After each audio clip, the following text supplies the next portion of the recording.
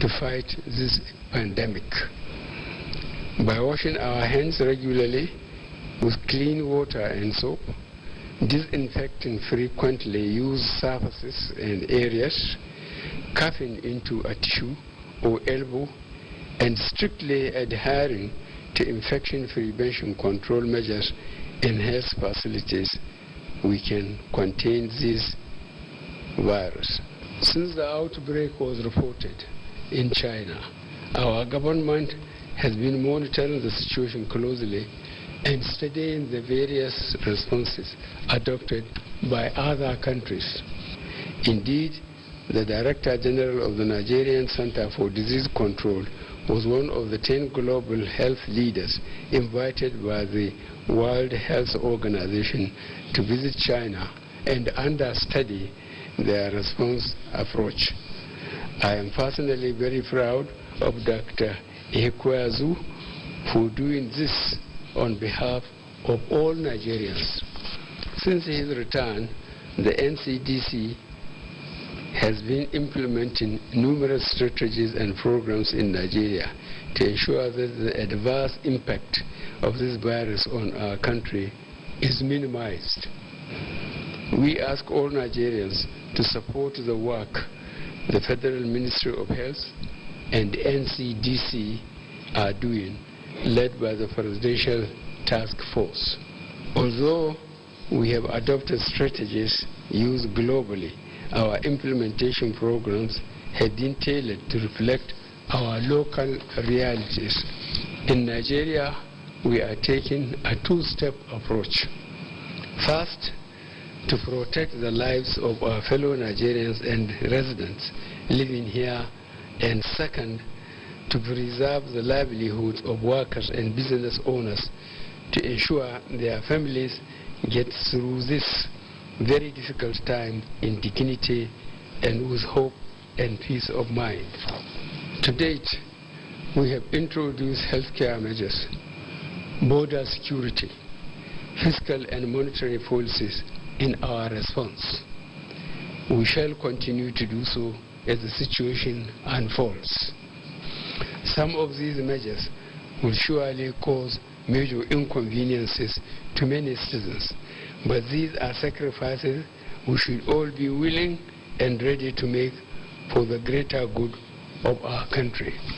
In Nigeria's fight against COVID-19, there is no such thing as an overreaction or an underreaction. It is all about the right reaction by the right agencies and trained experts. Accordingly, as a government, we will continue to rely on guidance of our medical professionals and experts at the Ministry of Health, NCDC, and other relevant agencies through this difficult time. I therefore urge all citizens to adhere to their guidelines as they are released from time to time. As we are all aware, Lagos and Abuja have the majority of confirmed cases in Nigeria. Our focus, therefore, remains to urgently and drastically contain these cases and to support other states and regions in the best way we can. This is why we provided an initial intervention of 15 billion naira to support the national response as we fight to contain and control the spread. We also created a presidential task force to develop a workable national response strategy that is being reviewed on a daily basis as the requirements change. This strategy takes international best practices but adopts them to suit our unique local circumstances. Our goal is to ensure all states have the right support and manpower to respond immediately. So far in Lagos and Abuja, we have recruited hundreds of ad hoc staff to man all our call centers and support our tracing and testing efforts. I also requested through the Nigerian Governors Forum for all state governments to nominate doctors and nurses who will be trained by the NCDC and Lagos state government on tactical and operational response to the virus in case it spreads to other states. This training will also include medical representatives from our armed forces, paramilitary and security and intelligence agencies. As a nation, our response must be guided, systematic and professional. There is a need for consistency across the nation. All inconsistencies in policy guidelines between federal and state agencies will be eliminated. As I mentioned earlier, as at this morning, we had 97 confirmed cases. Majority of these are in Lagos and Abuja. All the confirmed cases are getting the necessary medical care. Our agencies are currently working hard to identify cases and people these patients have been in contact with. The few confirmed cases outside Lagos and Abuja are linked to persons who have traveled from these centers. We are therefore working to ensure such interstate and interstate movements are restricted to prevent further spread. Based on the advice of the Federal Ministry of Health and the NCDC, I am directing the cessation of all movements in Lagos and the FCT for an initial period of 14 days with effect from 11 p.m. on Monday, 30th March 2020. This restriction will also apply to Ogun State due to its close proximity to Lagos and the high traffic between the two states. All citizens in these areas are to stay in their homes. Travel to or from other states should be postponed. All businesses and offices within these locations should be fully closed during this period. The governors of Lagos and Ogun State, as well as the minister of the FCT, have been notified. Furthermore, heads of security and intelligence agencies have also been briefed. We will use this containment period to identify, trace, and isolate all individuals that have come into contact with confirmed cases. We will ensure the treatment of confirmed cases while restricting further spread to other states. This order does not apply to hospitals and all related medical establishments as well as organizations in healthcare related manufacturing and distribution. Furthermore, commercial establishments such as A, food processing, distribution and retail companies, B, petroleum distribution and retail entities, C, power generation, transmission and distribution companies, and D, private security companies are also exempted. Although these establishments are exempted, access will be restricted and monitored. Workers in telecommunication companies, broadcasters, print and electronic media staff who can prove they are unable to work from home are also exempted.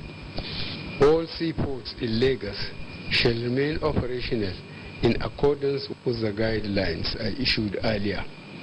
Vehicles and drivers conveying essential cargoes from these ports to other ports of the country will be screened thoroughly before departure by the port's health authority. Furthermore, all vehicles conveying food and other essential humanitarian items into these locations from other parts of the country will also be screened thoroughly before they are allowed to enter these restricted areas. Accordingly, the Honorable Minister of Health is hereby directed to redeploy all Port Health Authority employees previously stationed in Lagos and Abuja airports to key roads that serve as entry and exit points to these restricted zones. Movements of all passenger aircraft, both commercial and private jets, are hereby suspended. Special permits will be issued on a needs basis. We are fully aware that such measures will cause much hardship and inconvenience to many citizens, but this is a matter of life and death. If we look at the dreadful daily toll of death in Italy, France, and Spain. However, we must all see this as our national and patriotic duty to control and contain the spread of this virus. I will therefore ask all of us affected by this order to put aside our personal comfort to safeguard ourselves and fellow human beings. This common enemy can only be controlled if we all come together and obey scientific and medical advice. As we remain ready to enforce these measures, we should see this as our individual contribution in the war against Covid-19. Many other countries have taken far stricter measures in a bid to control the spread of the virus with positive results.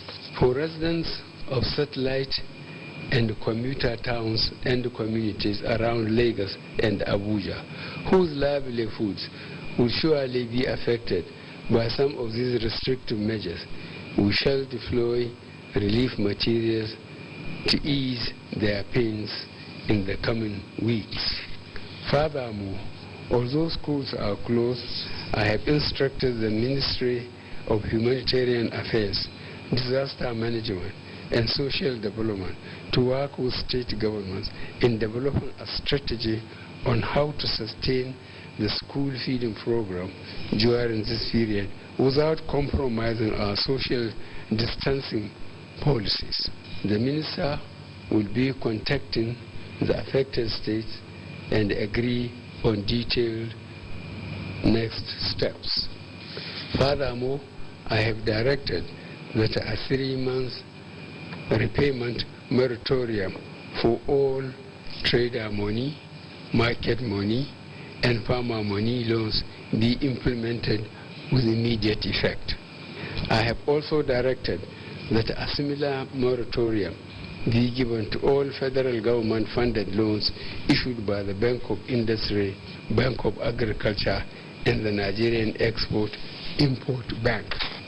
For on-lending facilities, using capital from international and multilateral development partners, I have directed our development financial institutions to engage these development partners and negotiate concessions to ease the pains of the borrowers. For the most vulnerable in our society, I have directed that the conditional cash transfers for the next 2 months be paid immediately. Our internally displaced persons will also receive 2 months of food rations in the coming weeks. We also call on all Nigerians to take personal responsibility to support those who are vulnerable within their communities, helping them with whatever they may need. As we all pray for the best possible outcome, we shall continue planning for all eventualities.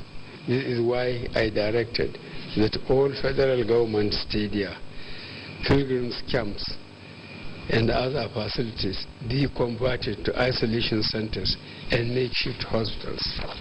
My fellow Nigerians, as a government, we will avail all necessary resources to support the response and recovery.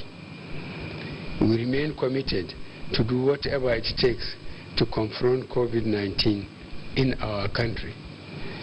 We are very grateful to see the emerging support of the private sector and individuals to the response, as well as our development partners.